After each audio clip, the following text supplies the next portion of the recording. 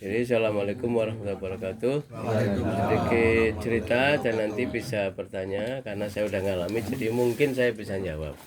Kalau saya belum ngalami, ya mungkin saya nggak bisa jawab. Kalau saya bisa ngalami, jadi mungkin kalau ada pertanyaan, mungkin saya bisa jawab atau mungkin saya bertanya lagi yang sudah haji yang lain atau yang sudah berhaji yang lain. Pertama gelombang 2, semua Jogja gelombang 2, jadi Mekah dulu langsung Mekah. Kalau gelombang 1 dari Jawa Tengah, Madinah dulu ya. Kalau Madinah dulu ya sholat yang itu, yang 40 kali sholat Arba'in namanya, 8 hari berarti ya, 5 kali 8 di Madinah. Kalau saya karena gelombang 2, Jogja semua gelombang 2, berarti ke Mekah dulu untuk umroh. Umroh itu ya berarti tawaf 7 kali itu, sama sa'i 7 kali juga. Tawaf itu berarti mengelilingi Ka'bah 7 kali, tergantung mengelilingi yang pinggir Ka'bah apa yang jauh dari Ka'bah. Yang jauh ya lebih lama, yang pinggir bisa disenggol-senggol, bisa keplenet ya, nggak mungkin lah itu, karena kita orang kecil, jadi kita harus agak jauh aja masih di desel-desel, masih di uyak-uyak gitu ya. Kalau pengen lebih longgar lagi lantai 2, tapi lantai 2 ya berarti resikonya lebih jauh lagi karena di atas toh. Lantai 2. Sa'inya kan masih itu toh. Sa'i tetap sama. Iya, sa'i sama. Tapi terus tawaf ada untuk yang kursi roda sendiri. Itu awal datang umroh, tawaf dan sa'i. Nanti berapa hari kemudian Armusna ya, mungkin malah 10 harian ya. Jadi 10 harian lebih, itu 10 hari itu kita nanti setelah itu kosong, tapi ya mandiri itu wira-wiri ke dari hotel ke Masjidil Haram, bisa naik bis 15 menit gratis 24 jam, mau datang jam berapa aja, dan nanti di Masjidil Haram mau nginep atau enggak. Kemudian ketika di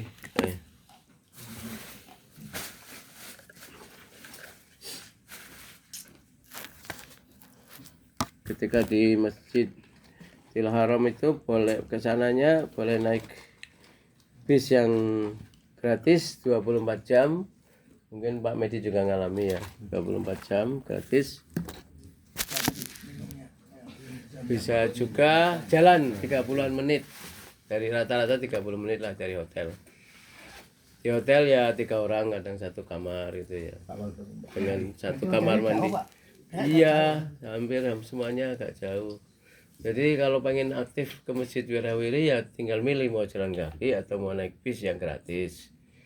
Naik gratis nanti di terminal masih jalan kaki lagi 10 menit dari terminal menuju ke Masjidil Haram. Kalau jalan kaki lebih lama lagi, berarti jalan kaki menuju terminalnya juga jalan, atau dekat Masjidil Haram masih masuk jadi Masjidil Haramnya juga masih jalan kaki. Tapi dari luar negeri, Afrika segala banyak yang jalan kaki. Nah, kalau hari Jumat dibatasi jamnya, jam 8 maksimal bisa naik bis, sesudah jam 8 harus jalan kaki. Nanti bis keluar lagi ya jam 2, kalau mau pulangnya nanti mau naik bis jam 2, 24 jam gratis bisnya, Wirawiri gitu, masih bis pemerintah ya mungkin ya. Terus setelah di Mekah ya, baru nanti berapa hari kemudian di Arafah yang tanggal 9 dengan puasa itu, kita semua di sana di Arafah, tapi di tenda, bukan di luar ruangan terbuka panas-panas, enggak, di tenda dan di blower gitu loh. Jadi dingin juga di tenda. Tapi ya karena blowernya model yang gini, jadi kadang di sini masuk angin, kalau di sini kan di sini masuk angin. Akhirnya udah sama-sama masuk angin. Baru tanggal 10-nya itu yang dari tenda Mina jalan kaki yang kira-kira 4 kilo ya Pak Medi, menuju ke tempat lempar itu loh. Nanti baliknya lagi jalan kaki lagi hari tanggal 10 Dzulhijjah, 11 Dzulhijjah yang hari tasyrik itu ya kembali lagi jalan kaki, kembali lagi dari sampai 11, 12, 13, 14 gitu. Soal jamnya bisa milih ya, pagi jam subuh bisa, bisa siang, bisa malam, bisa pagi-pagi gitu ya. Tapi 4 hari berturut-turut. Nah, untuk saya sendiri ya, untuk saya sendiri terasa apa ya, ngos-ngosan. Karena olahraga juga jarang, latihan olahraga baru setelah 3 bulan sebelum berangkat kan ada tes kebugaran. Tes kebugarannya kan mengelilingi lapangan di puskesmas itu 4 kali gitu. Jadi saya terasa ngos-ngosan, akhirnya latihan jalan terus. Ya alhamdulillah di sana lancar. Tapi ya kalau udah pulang dari Lempar masih bisa istirahat gitu. Tapi ketika berangkat didesel-desel, jadi kita istirahat nggak bisa. Ketika berangkat itu kayak didorong kayak arus. Terus pulang besok berangkat lagi. Iya, cuma ketika berangkat itu kayak didorong air, kayak kita nggak bisa istirahat. Nah baru pulangnya bisa pada istirahat di tengah-tengah, misalnya duduk-duduk sebentar, pulang nanti besoknya lagi berangkat lagi sampai tanggal 30 itu. Ya kira-kira bolak-balik ya 8 kilo, bolak-balik itu. Iya, iya. Iya. Kemudian nanti pada hari keberapa itu ada tawaf lagi, namanya tawaf ifadah. Ya itu berarti apa? Tawaf dan sa'i. Ya, di sana masih di Mekah. Kemudian sebelum dari Mekah ke Madinah masih ada tawaf lagi, namanya tawaf wada, perpisahan, tapi tanpa sa'i. Nah, baru ketika di Madinah sekitar 7-8 hari itu pribadi sholat wirawiri di Masjid Nabawi, ya cuma deket ya, seperti dari sini ke Pak Dukuh lah, jalan kaki gitu untuk mendapatkan pahala yang banyak ya, karena di Nabawi itu. Dan kami insya Allah di sana sudah mendoakan untuk bapak-bapak semua agar bisa mendapatkan istiqoah ya, kemampuan untuk berhaji dan istiqoah kesehatan, karena dua-duanya itu syarat ya. Pakai kursi roda masih bisa ke sana, tapi ya nanti harus siap ada yang dorong baik teman atau yang bayar, itu yang penting. Tapi kalau pas bisa dibadal sih sebenarnya, kalau pas melempar masih bisa diganti orang. Misalnya 7 ya tempat yang lempar ya, ini berarti saya ketika pas istri agak nggak enak badan ya saya bawa 14 batu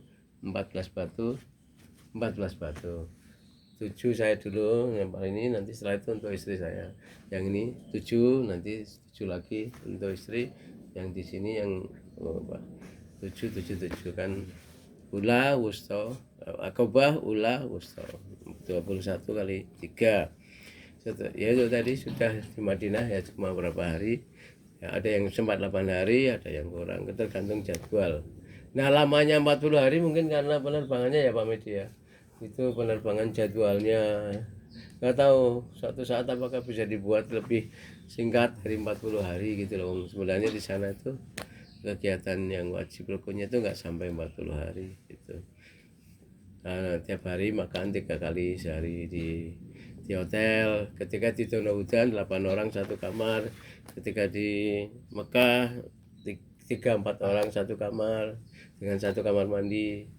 Di Madinah juga 3-4 orang satu kamar, tapi bedanya kalau di Mekah ada tempat penjemuran, ada tempat cucian di lantai 10.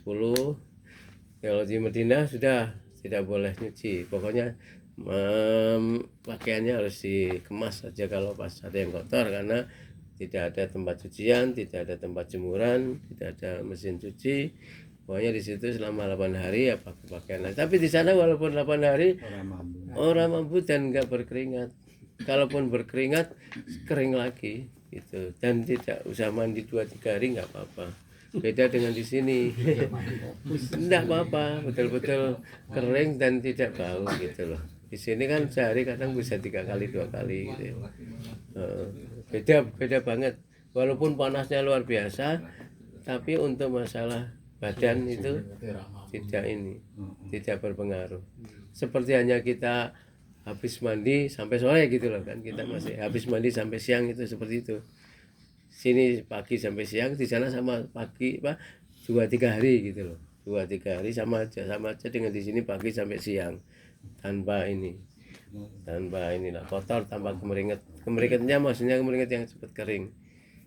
Kalau siang-siang jalan ke Masjidil Haram ya paling hanya semprot-semprot wajah gitu biar sama bawa payung kalau kepanasan.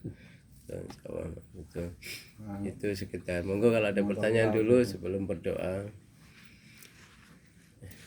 Oh ya, untuk masalah kewajiban haji ya mungkin seperti kewajiban sholat. Ketika mampu sholat kan sholat, ketika mampu 25 juta ya daftar, cuma itu aja. Panggilan itu artinya mendaftar.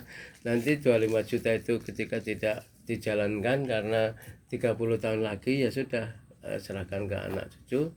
Ketika anak cucu tidak mampu berhaji karena juga tidak mampu keuangan ya sudah, uangnya utuh diambil aja, diambil oleh anak cucu untuk dipakai gitu. Jadi itu hanya kemampuannya, tidak ada kesulitan dalam haji, yaitu niat itu diwujudkan dalam bentuk daftar ketika sudah punya kemampuan untuk daftar. Itu nasihat dari ketika kami selama sekian bulan di dalam di dalam manasik begitu ya. Kemampuan itu artinya diusahakan benar-benar serius meniatkan dan mengusahakan gitu.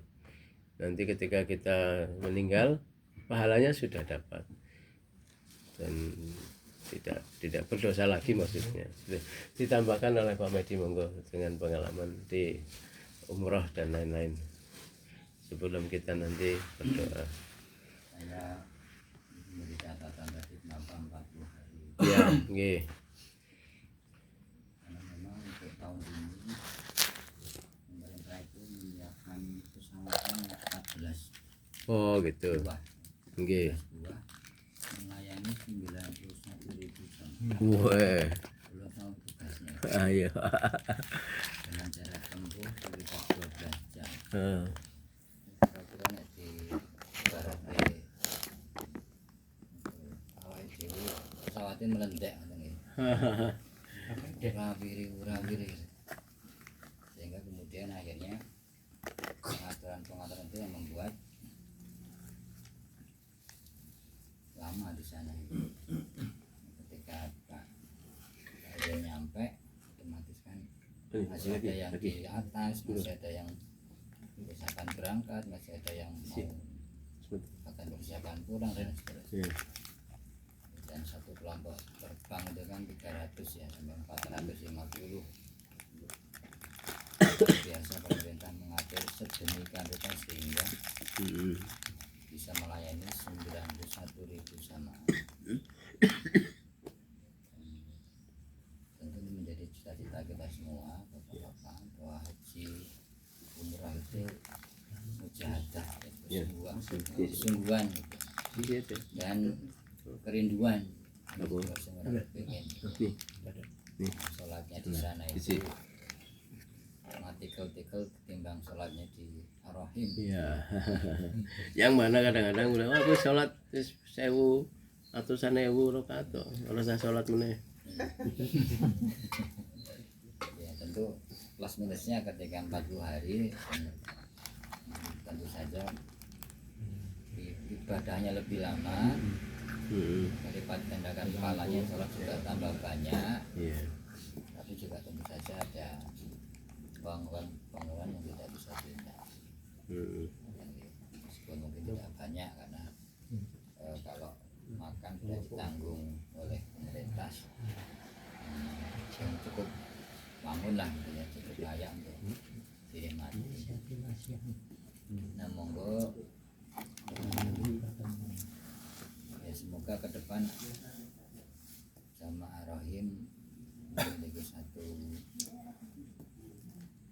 cita-cita bersama, bukan kelakon, tapi bahwa pindah ke Mekah Madinah itu menjadi harapan setiap orang. Ya, terbukti orang yang memiliki kecukupan finansial pun belum tentu bisa berangkat,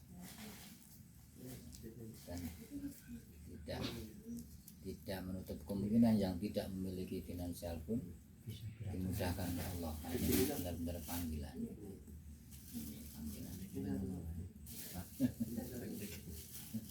Nah yang terdekat tentu saja kita sebelum sampai Mekah Madinah, kita besok mau latihan. Nah mungkin latihan piknik bersama. Sing nang masjid sing gambare padha Mekah Madinah. Itu dulu. biar bapak-bapak terbayang-bayang gitu ya. Ndak ibu nek nang kono nang kene wis senenge ngene iki. Ini tidak Teknik terasa, religius. tidak terasa ngaso selonggiran sudah edisi ke-50 ya untuk besok itu. Kalau tidak halangan ya setelah itu kita kemudian niatkan bareng-bareng yuk refreshing. Moga-moga nanti ketika refreshing itu Pak Ketua Takmir yang kemarin sempat pengen diganti itu seras itu ternyata boloku oke seumur hidup sehingga kemudian bisa gerengseng lagi. malah diganti Pak. Ya. Nah, yang terakhir tentu Bapak-bapak sambil menunggu Allah berikan kita itu rezeki, kemampuan ya untuk tindak haji sebagaimana Pak dan Ibu Zen, ada amal-amal yang sebenarnya sudah bisa kita mulai yang pahalanya tidak kalah dengan ibadah sampai di sana. Yang pertama tentu 2 rakaat sebelum sholat subuh.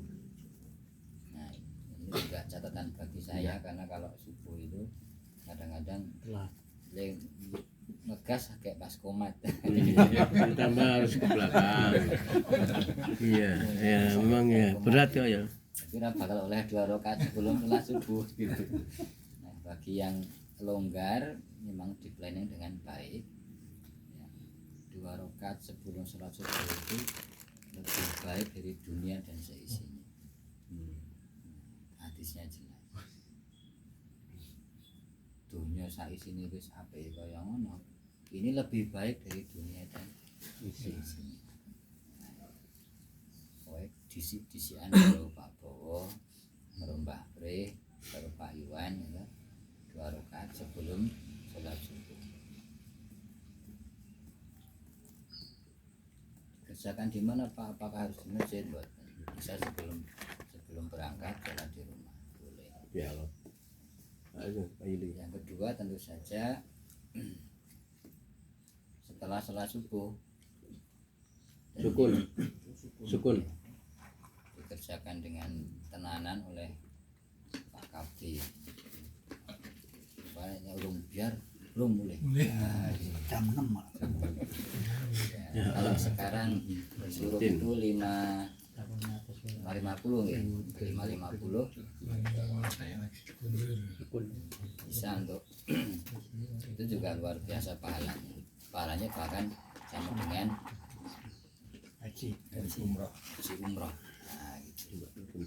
Bisa Kita belum sampai di sana tapi kita punya amalan yang setara dengan umroh. Ini namanya timbul latihan. Semoga dengan latihan-latihan itu Allah mudahkan. Kalau kita ingin latihan, kalau kita ingin dipanggil ke tanah suci itu panggilan yang kedua nih. Panggilan yang pertama tentu panggilan sholat. Kalau panggilan sholat sudah ringan kita laksanakan, begitu adzan syukur sebelum adzan langsung kumregah, langsung budal. Semoga Allah mudahkan kita untuk menerima panggilan yang kedua, ya umroh haji ini. Kalau panggilan pertama sudah ringan, panggilan kedua kita sudah dimudahkan oleh Allah, tenang nanti ketika kita dapat panggilan yang ketiga.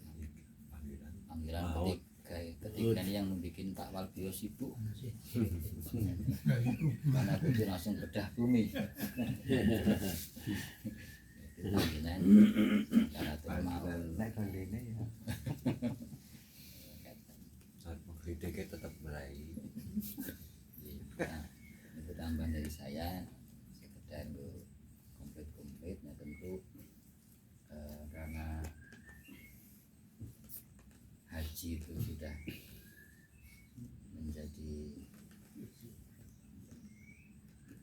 anugerah yang sangat dimuliakan oleh Allah, maka mari Bapak-bapak di malam ini kita nyadong doa dari Bapak Zen dan Ibu ya, untuk kita semua. Semoga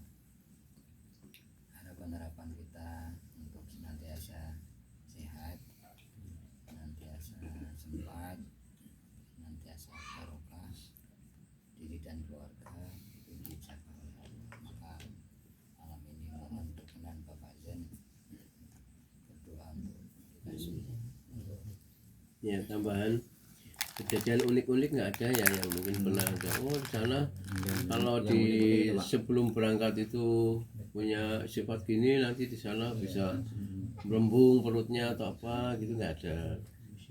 Jadi semuanya biasa-biasa. Kejadiannya malah antar teman. Satu pengen AC, satunya enggak. Terutama ini listrik ya. 3 orang dalam hotel kan, satu pengen nyala, satunya pengen dimatikan. Itu kan kejadian yang enggak aneh. Tapi kejadian kepenginannya masing-masing, satu pengen bakso, satu pengen soto. Ramenya di situ karena satu kamar 3 orang cuma satu kartu untuk masuk pintu itu loh. Klik gitu. Satu ya kadang harus diatur siapa yang bawa atau yang terakhir yang keluar. Kalau saya ya walaupun keluar terakhir udah dibawa aja kuncinya sana, saya nanti nih tinggal nutup aja pintu biar saya nggak lupa, nanti tidak saya lupa malah jadi akhirnya malah harus manggil petugas untuk buka pintu.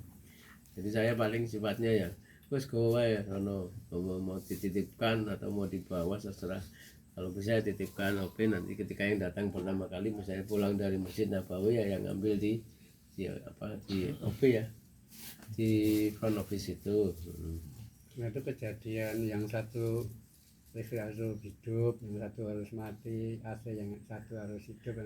Salah satu caranya itu ada yang marah-marah atau iya enggak? bisa, Bisa ya? kunci juga. Kok siapa sih nggak kunci ini malah urung dibuka, waduh katanya mau datang duluan ya. Nah, makanya salah satu caranya titipkan aja begitu keluar siapa yang bawa titipkan. Yang datang terakhir seperti saya solusinya udah dibawa aja, nanti saya tinggal nutup pintu aja, pintu terkunci. Nah, nanti bukanya nanti siapa yang datang duluan dari masjid nanti ambil kunci di office. Karena 3 orang satu kunci itu di Madinah. Kalau di Mekah itu 5 orang satu kunci, itu malah yang di Madinah terakhir. Kalau di Mekah awal-awal malah 3 orang ya 3 kunci, 3 kartu maksudnya. Di Mekah lebih lengkap, termasuk ada tempat cucian itu di atas. Itu di Madinah tuh ya, itu di situ diantaranya kesabaran kita diuji ya. Kalau yang satu pengen terang, yang satu sudah pengen tidur ya tutup aja pakai kayak kacamata gitu, tutup aja. Nah, itu terutama kalau ibu-ibu lebih ramai lagi. Terutama kan masalah ibu-ibu kan kadang kan pengen dorong, tapi yang didorong nggak punya suami kan juga bisa ramai juga kan. Dorong akhirnya, makanya untuk dorong kursi roda kan bisa 2 cara.